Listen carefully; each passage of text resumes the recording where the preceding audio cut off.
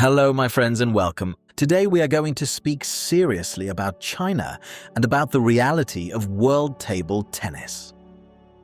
Before we begin this deep analysis, I want to make a very important introduction. Today we are talking about the World Championships in London, where China once again prevailed in both the men's and women's events.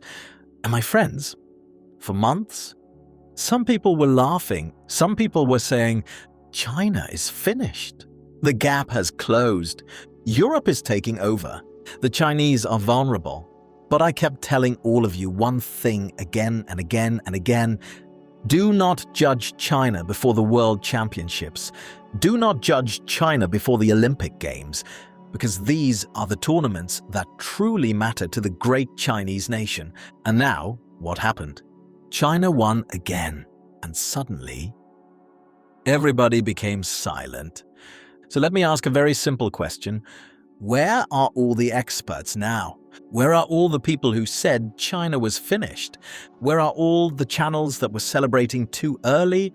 Where are all the analysts who confused one or two lost matches with the end of an empire? My friends, this is the difference between emotion and analysis. A lot of people in table tennis speak emotionally. Very few people truly understand the mentality of the Chinese system. With all due respect to every nation, every team, every coach, every athlete, and every fan around the world, we must also respect the truth. And the truth is very simple. China is still the greatest table tennis nation in the world. This is not hate.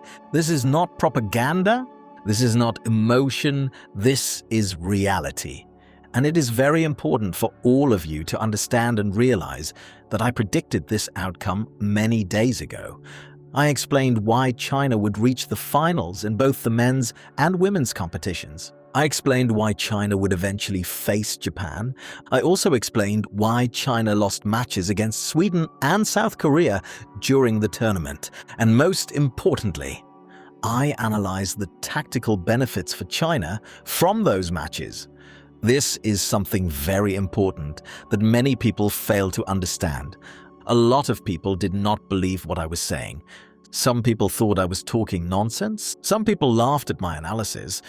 Unfortunately for those people, they now have to face reality. Because once again, the prediction was correct. And I know this hurts some people. I know it hurts the people who wanted China to fall. I know it hurts the people who were ready to write the funeral of Chinese table tennis. I know it hurts the people who thought they had finally found the moment to say, China is finished. But my friends, China is not finished. China is not collapsing. China is not disappearing. China is still here, and China is still on top. You can never underestimate the great Chinese nation in table tennis. Never. Because for China, table tennis is not just a sport. It is not just entertainment. It is not just social media clips and celebrations. It is discipline. It is sacrifice. It is mentality. It is national pride. It is a way of life. And this is exactly why the Chinese system is so different from the rest of the world. When other nations panic, China studies. When other nations celebrate, China analyzes. When other nations relax, China trains harder. This is why I kept telling all of you, do not judge China before the serious stages of the tournament. Do not judge China before the semifinals. Do not judge China before the finals. Do not judge China before the Olympic Games and the World Championships. Because these are the tournaments that truly matter to the great Chinese nation. And what happened once again?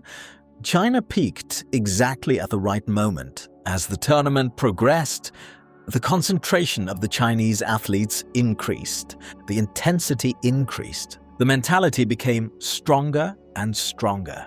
And once the crucial matches arrived, China reached another level. Exactly as predicted. This was not luck. This was not coincidence.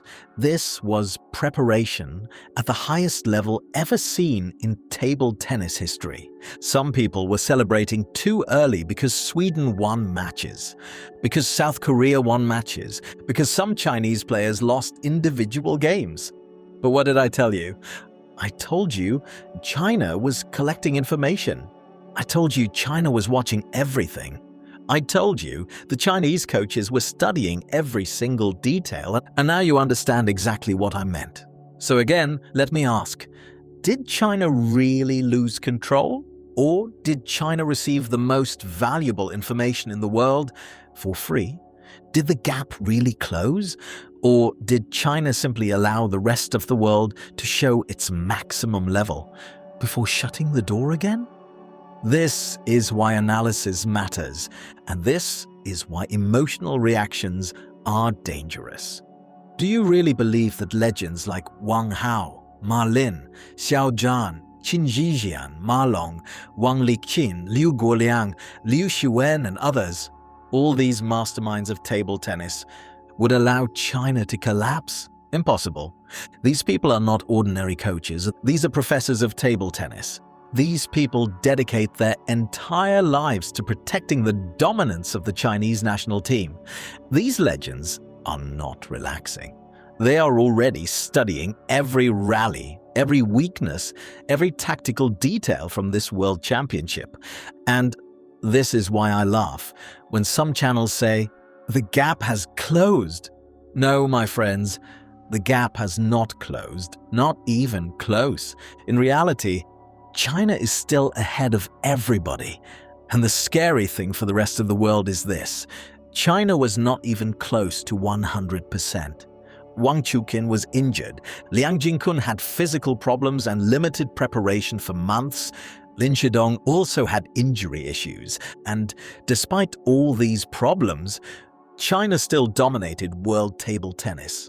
Some performances maybe reached 70%, some maybe 75%. And even at that level, China still won. So imagine the message this sends to the rest of the world. A China with injuries, a China not fully prepared, a China not at maximum physical condition, still won. So what exactly are the others celebrating? Being close? Losing with dignity? Saying, "We almost did it"? My friends, against China, almost is not history. Winning is history. And China still wrote the history. Liang Jingkun was maybe the only player who mentally reached close to 100% during the crucial moments, and what a performance that was. Warrior mentality, champion mentality, final set dominance, mental toughness under maximum pressure. Absolutely unbelievable. And imagine now, just imagine, what is going to happen when the Chinese players arrive fully healthy and fully prepared for the Olympic Games? Imagine Wang Chuqin at full power. Imagine Shidong without injuries. Imagine Liang Jingkun with full rhythm and months of preparation. Then, you are going to witness the real level of China. And honestly, that should scare the entire world. Because now, after this tournament, the Chinese system will become even more dangerous. Why? Because now China has collected all the information they wanted.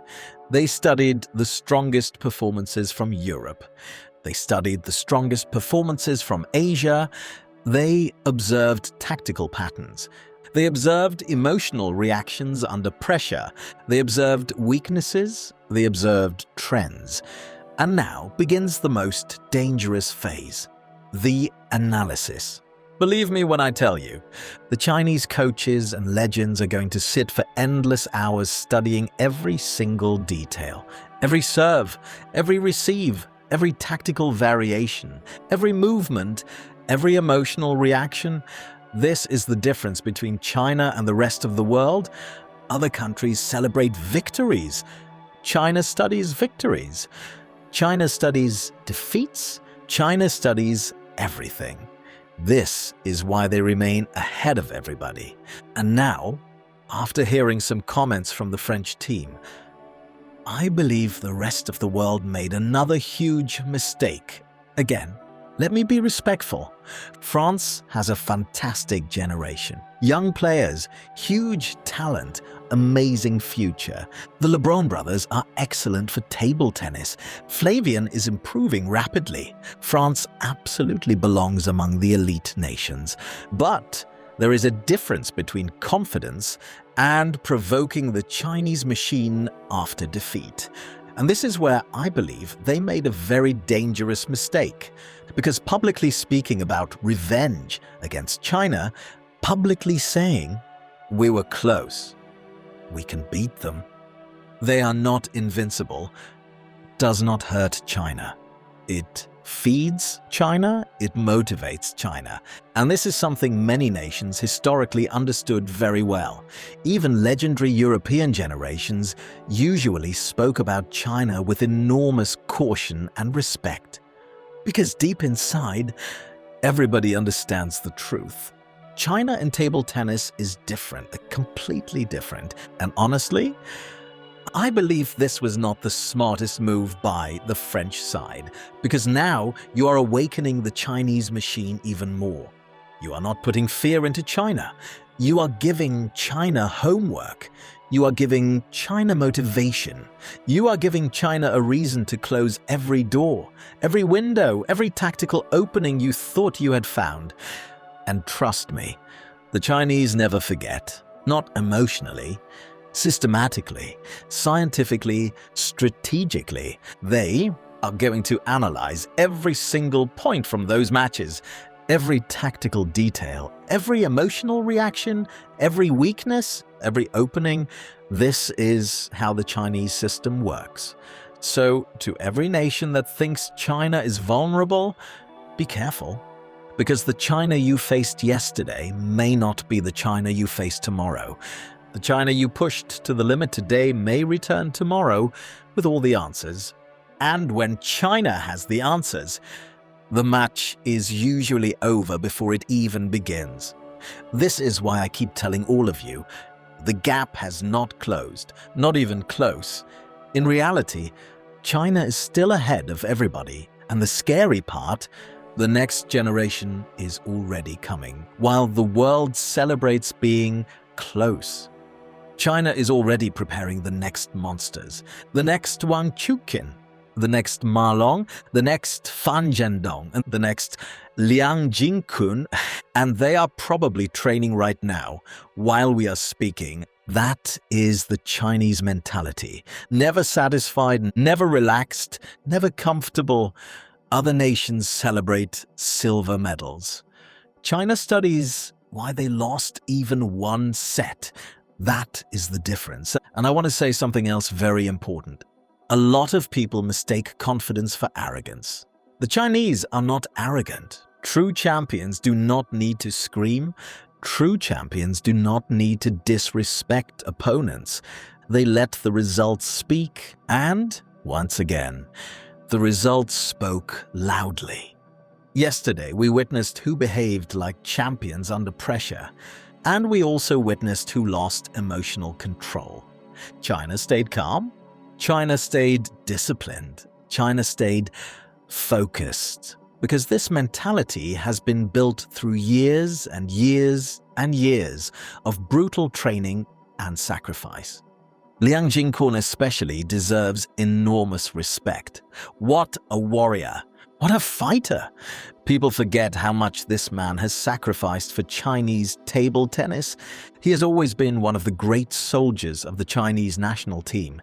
Maybe not always the biggest superstar on social media, maybe not always the most promoted athlete, but always a warrior for his country. And yesterday, he reminded the entire world exactly who he is. His mentality, his fighting spirit, his power under pressure, absolutely unbelievable. And remember something very important. Many countries are trying to copy China. They study Chinese methods, they copy Chinese exercises, they copy Chinese systems. But by the time the world copies one Chinese method, China has already created the next one. They are always ahead, always. So to those who said China was finished, what happened? To those who said the gap had closed, where is the gap now? To those who celebrated too early. Did you enjoy the lesson? Because this was a lesson in timing, a lesson in mentality, a lesson in pressure, a lesson in how champions respond when the world starts doubting them. That is why I said years ago, China is still the empire of table tennis. And after what we witnessed, I repeat it again with even more confidence. Do not disrespect the great Chinese nation in table tennis, because when China reaches championship level, the world still cannot handle it. This is not hate. This is not fantasy. This is not social media hype. This is reality, pure analysis. And once again, the predictions were correct. So congratulations to the great Chinese national team. Congratulations to all the athletes. Congratulations to the coaches. Congratulations to the legends behind the scenes. And congratulations to everybody who respected the truth from the beginning. Because once again, China proved the world wrong.